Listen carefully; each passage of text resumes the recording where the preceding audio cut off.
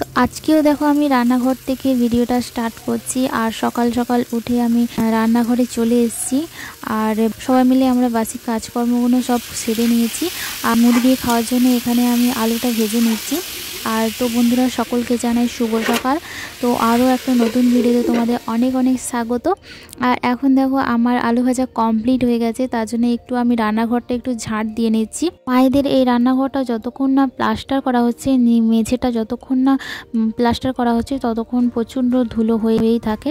আর plaster না করলে না একটুখানিতেই ধুলো হয়ে যায়। আর তো মায়েদের মাটির ঘরে ওইদিকে রান্নাঘরটা ছিল, তো ওখানে সব কিছু রাখা হয়েছে, অনেক আলু ধান ফান সব রাখা হয়েছে বলে এই ঘরটায় সব শিফট করে নিয়েছে। এইখানে দেখো আমাদের দুই পুচকে পাচকাগুলো কি করছে দেখো। আর ছোটরা তো খুবই কাঁদছে, আর এ এখন দুধ খাচ্ছে বড়টা। আর এইদিকে দেখো আমাদের সব আলু এখন বসানো হচ্ছে, তার জন্য এই লোকজন কিচেন লেগেছে।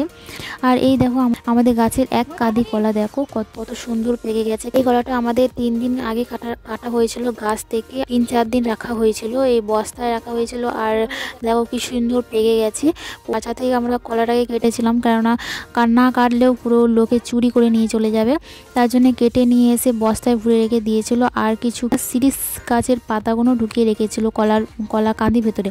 তো পেকে গেছে দেখো কি সুন্দর পেকে গেছে। তো এই কলাগুলো আমরা এখন সকালে ব্রেকফাস্টে মুড়ি দিয়ে খাচ্ছি। আর এখানে দুটো আমিও নিয়ে নিলাম খাবার জন্য। আর আমাদের গাছের কলা প্রচণ্ড মিষ্টি।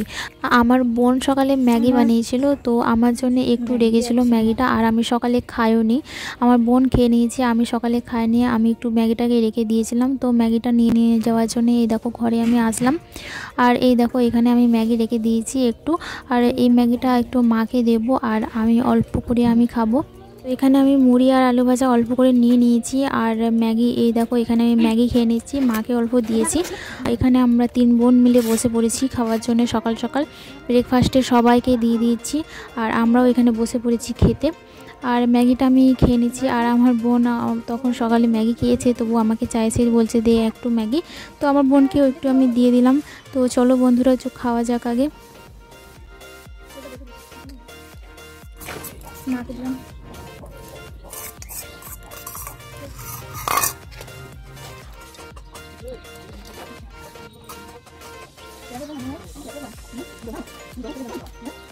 তো বন্ধুরা, এখন বাজে দুপুর 2টো, আর আমার স্নান টান সব হয়ে গেছে। আর আমি এখন রান্নাঘরে এসেছি ভাত খাওয়ার জন্য। দেখো এখানে আমি বাঁধাকপির পকোড়া করে নিচ্ছি। তো বাড়িতে একটা বাঁধাকপি ছিল, তো ওইটাকে আমি ছোট একটা টুকরো করে, তো কুচি কুচি করে কেটে পেঁয়াজ দিয়ে দেখো বেসন দিয়ে বাঁধাকপির একটা পকোড়া করে নিচ্ছি। এই পকোড়া দিয়ে একটু ভাত খাবো।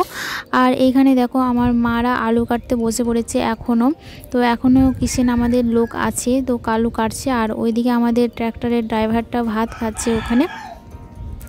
তো বন্ধুরা, আজকের ভিডিওটা ছোট্টখাট্টো ছিল, একটা মিনি ব্লগের মতো।